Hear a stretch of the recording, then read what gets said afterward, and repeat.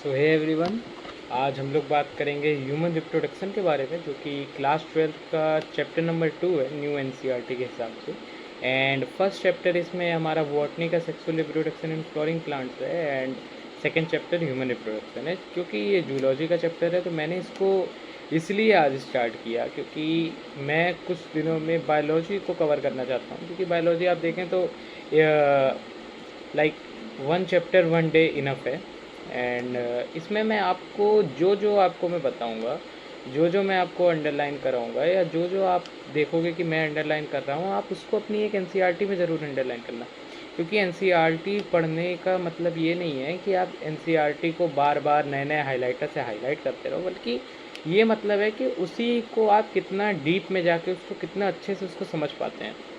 तो एनसीईआरटी में जो मैं बताऊंगा वो आप अंडरलाइन करना। और आप अभी इस वक्त अपनी एनसीईआरटी निकाल कर रखें, ज़रूर अपनी एनसीईआरटी निकाल कर रखें, और साथ साथ उसको समझते हुए चलें मेरे साथ। देखिए, अगर आप अपनी एनसीईआरटी नहीं निकालेंगे, आप सोचेंगे बस ऐसे ही बैठ के देख रहे हैं या जैसे भी देख रहे हैं, आपको नहीं समझ आने वाला है। या उस ड्यूरेशन के लिए तो आएगा, आपको अंडरस्टैंड होगा, लेकिन उसके बाद आप भूल जाएंगे वो चीज़। तो मेरी आपसे रिक्वेस्ट है कि अगर आप ये वीडियो देख रहे हैं तो आप प्लीज़ एक बार अपनी एनसीईआरटी को देकर निकाल कर बैठें, और उसको जो मैं बताता जा रहा हूँ, और एक कॉपी भी अपने साथ रखें जिसमें मैं आपको पूरे नहीं बल्कि कुछ इम्पोर्टेंट नोट्स लिखवा दूंगा, और प्लस मैं ये भी बता दूंगा कि कौन सी चीज़ कब नीट में आई है। एंड देखिए, इस साल का नीट का एग्ज़ाम अनएक्सपेक्टेड था, जैसा कि आप सब जान सकते हैं। 3 to 4 क्वेश्चन तो ऐसे थे, जैसे एक आईवीएफ वाला हो गया, रिप्रोडक्टिव हेल्थ का, वो क्वेश्चन कहीं है भी नहीं ऐसा मेंशन ना एनसीईआरटी पे। तो हमें ज़्यादा से ज़्यादा डीप नॉलेज लेनी है इसकी। तो चलिए स्टार्ट करते हैं चैप्टर। देखिए, ह्यूमन रिप्रोडक्शन की बात हुई तो इसमें हम लोग कौन कौन से टॉपिक पढ़ेंगे, पहले हम ये देख लेते हैं। पहले हम लोग मेल रिप्रोडक्टिव सिस्टम के बारे में जानेंगे। सेकंड टॉपिक हमारा फीमेल रिप्रोडक्टिव सिस्टम रहेगा। थर्ड हमारा गैमीटोजेनेसिस रहेगा। जैसा आपने 10th में पढ़ा है, गैमीटोजेनेसिस नाम से ही समझिए, गैमीट्स हुआ, ठीक है। और जेनेसिस का मतलब उसका फॉर्मेशन होना। तो गैमीट का फॉर्मेशन कैसे होता है, कब होता है, और मेल में कब होता है, फीमेल में कब होता है, उसका ट्रैक्ट क्या रहता है, ये हम लोग पढ़ेंगे। फोर्थ टॉपिक हम लोग मेंस्ट्रुअल साइकिल पढ़ेंगे। एंड मेंस्ट्रुअल साइकिल, जैसा कि आप लोग ने सुना होगा, वुमेंस में मेंस्ट्रुअल साइकिल होती है, और फीमेल प्राइमेट्स जितने भी होते हैं उनमें मेंस्ट्रुअल साइकिल होती है। फिफ्थ टॉपिक हम लोग फर्टिलाइजेशन एंड इम्प्लांटेशन पढ़ेंगे। सिक्स्थ हम लोग pregnancy and embryonic development. And seventh हम लोग पार्ट्यूशन एंड लैक्टेशन पढ़ के ये चैप्टर फिनिश करेंगे। तो चलिए ये चैप्टर की स्टार्ट करते हैं। चलिए देखिए, जो मैं अंडरलाइन करते जा रहा हूँ, मेरी आपसे रिक्वेस्ट है कि आप वो चीज़ें अंडरलाइन करें, प्लीज़, आई रिक्वेस्ट। तो देखिए, as you aware, humans are sexually reproducing and viviparous. अब इसमें हमें बात कही गई है कि जैसा कि आप जानते हैं, जो ह्यूमन्स होते हैं यानी कि हम लोग, एक सेक्सुअली रिप्रोड्यूसिंग होते हैं और विविपेरस होते हैं। देखिए, सेक्सुअली रिप्रोड्यूसिंग को अंडरलाइन कर लीजिए आप लोग, और विविपेरस को अंडरलाइन कर लीजिए। क्यों कर लीजिए? देखिए, बहुत ये लाइन इंपॉर्टेंट है। कई बार क्वेश्चंस में ये चीज़ आ जाती है कि ह्यूमन्स आर ओवीपेरस, विविपेरस, या और जो भी ऑप्शंस होते हैं। देखिए, ह्यूमन सेक्सुअली रिप्रोड्यूसिंग होते हैं, ये हमें पता है, हम लोग रिप्रोड्यूस करते हैं, ठीक है, और अपने ही यंग वंस को बर्थ ले करते हैं। विविपेरस का क्या मतलब है? विविपेरस का मतलब होता है ऐसे एनिमल्स या ऐसे ह्यूमन बींग्स या ऐसी चीज़ें जो यंग वंस को ले करती हैं। तो यंग वंस मतलब, अब जैसे एक प्रेग्नेंट वुमेन है, जब कोई बेबी बॉर्न होता है तो वो एक यंग वन होता है, ना कि कोई एग होता है। अच्छा, विविपेरस यंग वंस को ले एग करना। और ओवीपेरस क्या होता है? ओवीपेरस होता है कि अगर हम लोग किसी एग को ले कर रहे हैं, जैसे फॉर एग्जांपल आपने बर्ड्स देखी होंगी, वो ओवीपेरस होती हैं, है ना। लेकिन जो हम ह्यूमंस होते हैं वो विविपेरस होते हैं। ये इंपॉर्टेंट लाइन है। अब नेक्स्ट लाइन पे आइए। The reproductive events in human include formation of gametes. जैसे देखिए बायोलॉजी में आप लाइन से, आप उसके वर्ड से ही उसकी मीनिंग निकालिए। गैमीटोजेनेसिस है, गैमीट्स हो गया, और जेनेसिस मतलब उसका फॉर्मेशन। तो formation of gametes, that is I का दैट इज मतलब होता है sperms in male and ovum in female. जैसे कि स्पर्म जो मेल में बनता है और ओवम फीमेल में बनता है। सेकंड स्टेप हमारा क्या हो सकता है, क्या होगा? सेकंड स्टेप है हमारा transfer of sperm into female genital tract, जिसे इंसेमिनेशन प्रोसेस कहते हैं। देखिए सेमिनेशन और इंसेमिनेशन प्रोसेस दोनों डिफरेंट है। सेमिनेशन का मतलब होता है कि जब जो स्पर्म होता है वो मेल की बॉडी से निकल रहा होता है, उसको सेमिनेशन कहते हैं। और इंसेमिनेशन का मतलब होता है जब ये जो स्पर्म होता है जो मेल की बॉडी से निकला होता है, जब वो फीमेल ट्रैक्ट में जाता है, यानी कि वोम्ब में या यूट्रस में जाता है, तब उसको इंसेमिनेशन कहते हैं। सेकेंड और थर्ड स्टेप क्या हो जाता है, fusion of male and female gamete, जैसे कि जिसे कि फर्टिलाइजेशन कहते हैं, जो कि आपने 10th में नॉर्मल बेसिक पढ़ा होगा। ठीक है, तो आप ये इंसेमिनेशन को अंडरलाइन कर लीजिए, जिसकी क्योंकि कभी भी अगर आप बुक पढ़ें तो जैसे जो जो अंडरलाइन रहे जो वर्ड है उसकी मीनिंग आपके पास लिखी हो। आप जैसे आप इंसेमिनेशन को अंडरलाइन है तो transfer of sperm into female genital tract आपको तुरंत याद हो जाएगा।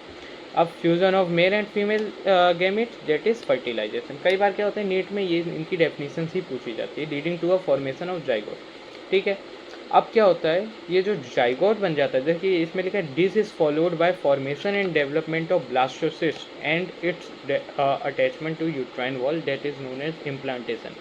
अब इसमें कई बार बच्चे कंफ्यूज होते हैं दिस इज क्या, तो मतलब जो जाइगोट बना वो जब एम्ब्रियो में जाके बनता है, जाइगोट से एम्ब्रियो तक की जो स्टेज होती है उसमें जैसे जाइगोट 2 सेल स्टेज है, फिर उसके बाद 4 सेल बनेगा, 8 सेल बनेगा, 16 सेल।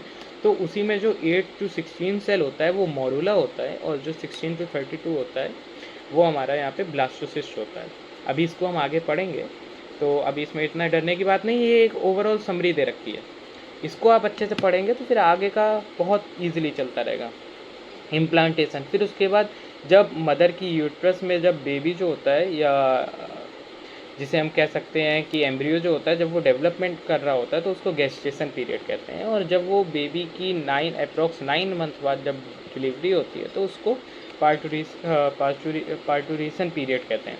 तो you have learn that these reproductive events occur after puberty. आपने ये चीज़ देखी होगी कि ये सारे जो इवेंट्स हैं ये प्यूबर्टी के बाद होते हैं। These are remarkable differences between reproductive events in male and in female. देखिए ये इस बार का नीट 2025 का क्वेश्चन है। उन्होंने 5 ऑप्शंस दिए थे कि क्या डिफरेंस होता है मेल और फीमेल के रिप्रोडक्शन में। ठीक है, और अब आ जाता है फॉर एग्जांपल स्पर्म की जो फॉर्मेशन होती है वो आप देखेंगे मेल में स्पर्म की फॉर्मेशन जो होती है वो 45-50 ईयर्स के बाद भी लोगों में होती है, लेकिन वही चीज़ फीमेल में जो होता है तो उनमें वो मेनोपॉज आ जाता है, जिसकी वजह से अप्रॉक्स 45 to 50 ईयर्स के बाद उनमें जो गैमीटोजेनेसिस हो रही होती है वो स्टॉप हो जाती है due to high level of GNR। चलिए वो तो आगे की बात है। अब बात करते हैं, let us examine the mail and female reproductive system in humans. ठीक है, चलिए अब इसको स्टार्ट करते हैं। मेल रिप्रोडक्टिव सिस्टम क्या होता है? मेल रिप्रोडक्टिव सिस्टम, देखिए the male reproductive system is located in the pelvis region. Pelvis region का क्या मतलब होता है, जैसे हमारी बॉडी के 2 रीजन होते हैं, एक अपर एब्डोमेन रीजन होता है, एक लोअर एब्डोमेन रीजन होता है।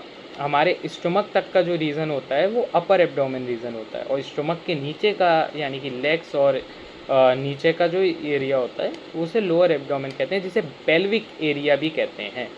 ठीक है, इट इंक्लूड, अब ये मेल रिप्रोडक्टिव सिस्टम कहाँ लाई करता है? पेल्विक रीजन में। इसमें क्या क्या होता है? It include a pair of testis. देखिए एक टेस्टिस नहीं 2 टेस्टिस होती हैं तो उसको पेयर कहते हैं, along with accessory duct, glands, external genitalia. ठीक है, अब देखिए ये जो मैं अब आपको चीज़ लिखवा रहा हूँ ना, ये नीट एग्ज़ाम में ही आई हुई है, एंड अब आप इसको नोट कर सकते हैं। जैसे मैं आपको एरो से दिखवा दूंगा, ये वाला, the testis are situated outside the abdominal cavity within a pouch called scrotum। Testis क्या होता है, जैसे कई लोग क्या होते हैं, कई लोग बहुत उस चीज़ को वो नहीं कह पाते हैं। जो टेस्टिस होता है वो स्क्रोटम के अंदर होता है, यानी कि जो मेल में जो अ पेयर ऑफ पाउच होता है उसको स्क्रोटम कहते हैं, ना कि टेस्टिस। टेस्टिस जो होती है वो स्क्रोटम के अंदर होती है। ठीक है, अब ये वाला क्वेश्चन, अब ये स्क्रोटम वाला क्वेश्चन भी आया हुआ है नीट एग्जाम में, तो ये देखिएगा आप, ये जो मैं अंडरलाइन करा रहा, the scrotum helps in maintaining the low temperature of the testis 2 से 2.5 degree Celsius lower than the normal body internal body temperature.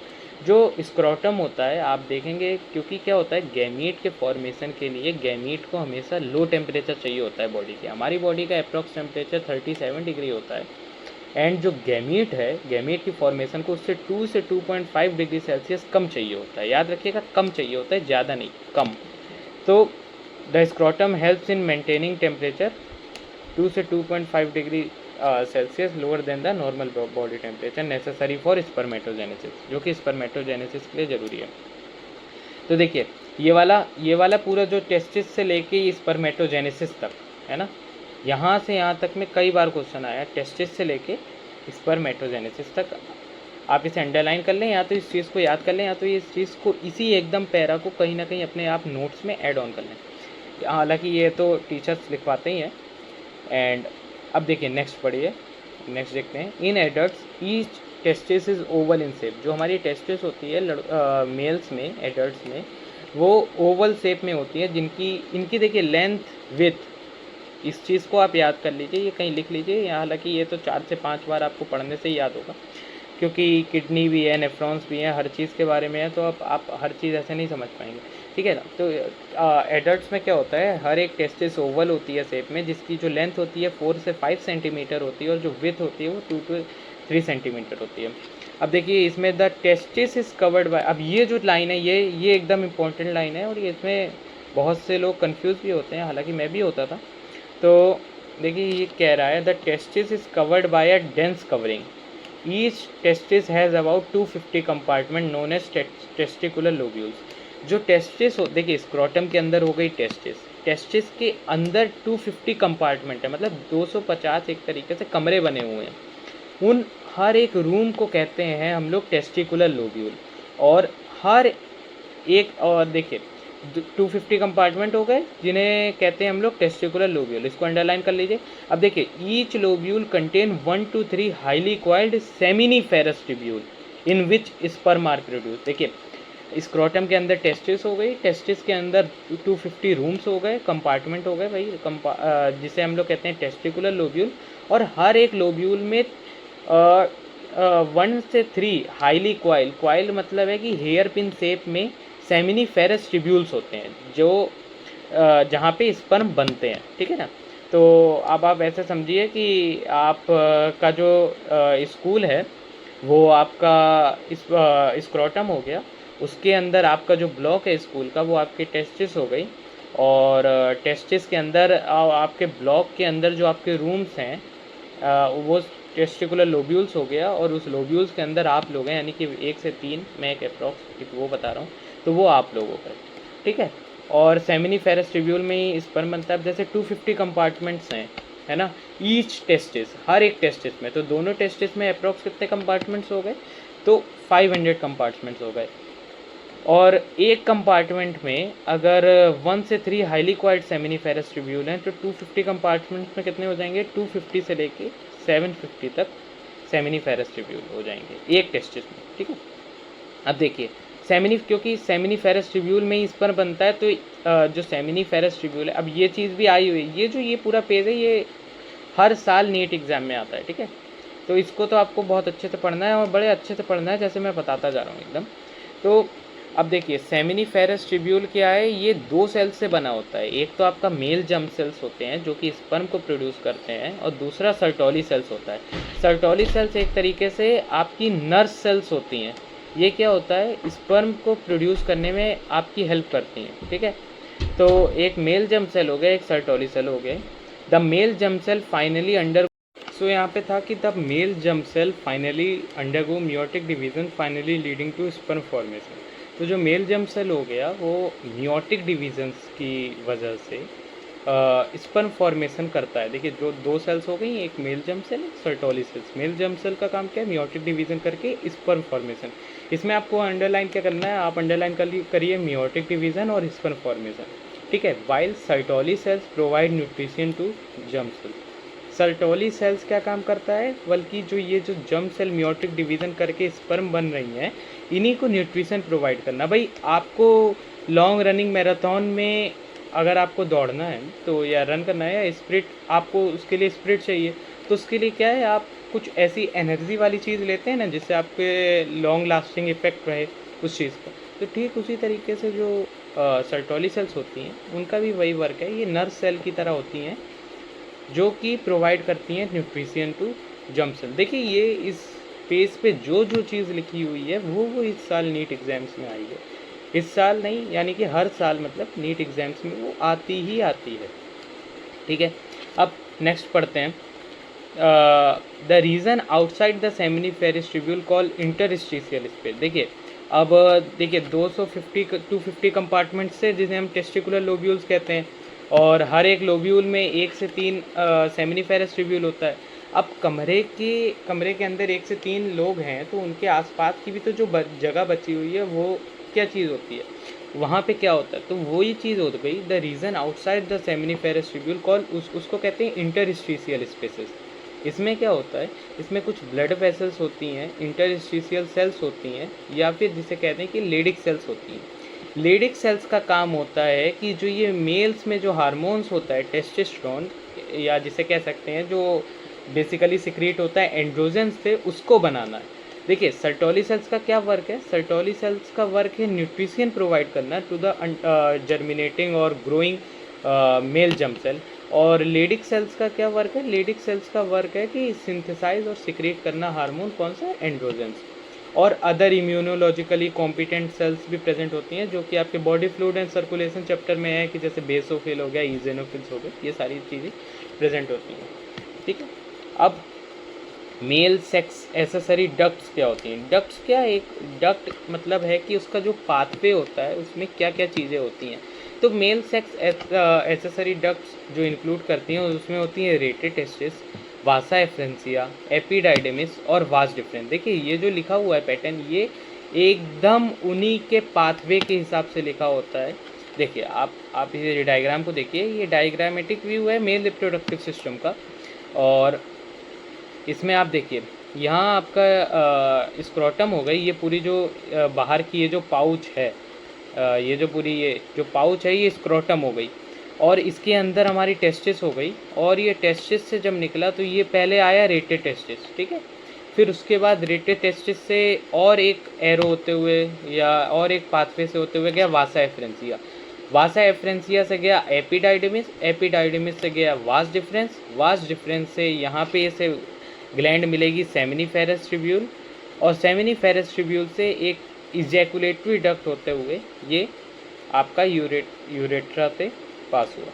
ठीक, तो ये जो इसका पाथवे है ये भी कई साल नीट में आ चुका है कि क्या पाथवे रहता है स्पर्म का। तो देखिए रेटेड टेस्टिस, वासा एफ्रेंसिया, वासा एफ्रेंसिया भी कौन सा, जो वासा एफ्रेंसिया कौन से एपिडाइडिमिस में जाएगा, तो आपको एडिशनली के लिए मैं ये बता दे रहा हूँ, ये कॉडा एपिडाइडिमिस में जाता है। तो सेमिनिफेरस ट्यूब्यूल, फिर रेटेड टेस्टिस, फिर वासा एफ्रेंसिया, फिर एपिडाइडिमिस और फिर वास डिफरेंस। देखिए वासा एफ्रेंसिया और वास डिफरेंस में कंफ्यूज मत होइएगा, पहले वासा एफ्रेंसिया फिर उसके बाद एपिडाइडिमिस फिर वास डिफरेंस आता है।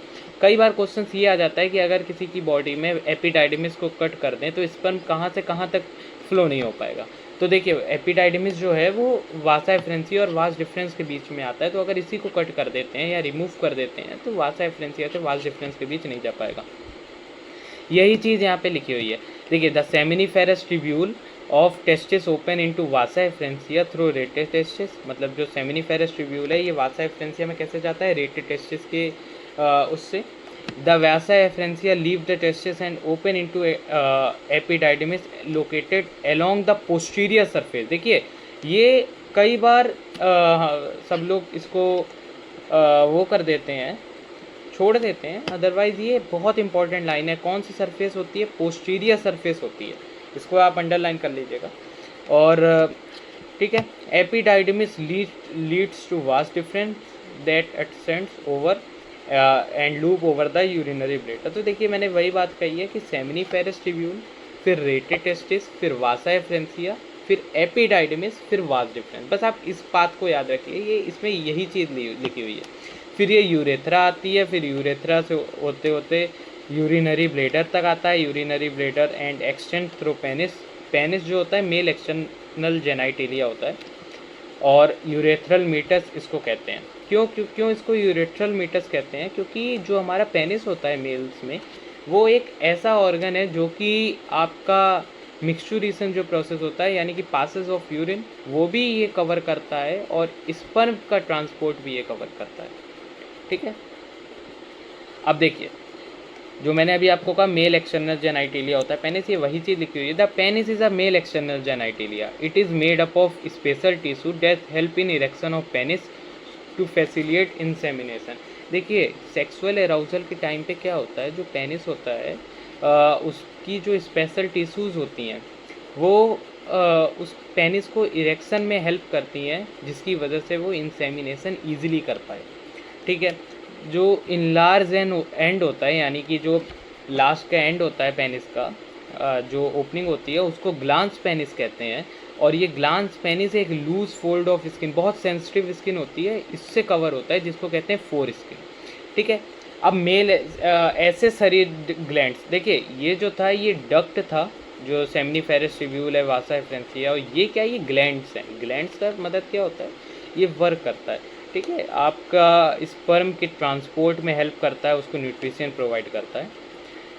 Male accessory duct glands include a paired seminal vesicle, a prostate and a paired bulbourethral gland। देखिए इसमें एनसीईआरटी ने बहुत डीपली ये बात को लिख रखा है। इन्होंने कहा है पेयर्ड होती है सेमाइनल वेसाइकल, मतलब 2 में होती है, और a prostate and a paired bulbourethral gland. तो आप ये समझ जाइए जो सेमाइनल वेसाइकल होती हैं और जो बल्बोयूरेथ्रल ग्लैंड होती हैं ये पेयर होती हैं, पेयर में होती हैं, और जो प्रोस्टेट ग्लैंड होती है वो अनपेयर होती है, यानी कि वो सिंगल होती है। ये भी नीट एग्जाम में अप्रॉक्स 2005 में आई थिंक ये आ चुका है कि ऐसी कौन सी ग्लैंड है जो अनपेयर होती है, तो जो प्रोस्टेट है वो अनपेयर होती है। ठीक है, secretion of these gland constitute seminal plasma which is rich in fructose, calcium and certain enzymes। देखिए ये भी नीट एग्जाम में आ चुका है कि जो ग्लैंड्स के जो सेमाइनल प्लाज्मा है, यानी कि जो ग्लैंड्स के जो एक तरीके से जो फ्लूइड्स हैं वो उसमें क्या क्या होता है। देखिए फ्रक्टोज होता है, कैल्शियम होता है और सर्टेन एंजाइम्स होते हैं। अब आप इसमें ये मत लगा दीजिएगा कि ग्लूकोज होता है या कुछ, इसको आपको याद करना पड़ेगा क्या क्या होता है, fructose, calcium and certain enzymes. और अब जैसे जो ये सारी जो ग्लैंड्स हैं इसमें जो सेमाइनल वेसाइकल ग्लैंड है ये majority of seminal fluid constitute करती है। अप्रॉक्स 60% सेमाइनल वेसाइकल ही फ्लूइड कॉन्स्टिट्यूट करती है। अच्छा, बल्बोयूरेथ्रल ग्लैंड का क्या होता है काम, जो बल्बोयूरेथ्रल ग्लैंड है ये helps in the lubrication of penis, यानी पेनिस की ल्यूब्रिकेशन में हेल्प करता है, प्लस ये पेनिस की एसिडिटी को भी कम करता है। जैसे after the passage of urine, जो जब पेनिस बहुत एसिडिक हो जाता है तो उसकी एसिडिटी को भी ये मिनिमाइज करता है। ठीक है, तो ये ल्यूब्रिकेशन ऑफ पेनिस हो गया। और आई होप आपको ये वीडियो सही लगी होगी। एंड अब हमारी जो नेक्स्ट टॉपिक होने वाला है वो फीमेल रिप्रोडक्टिव सिस्टम के बारे में होने वाला है।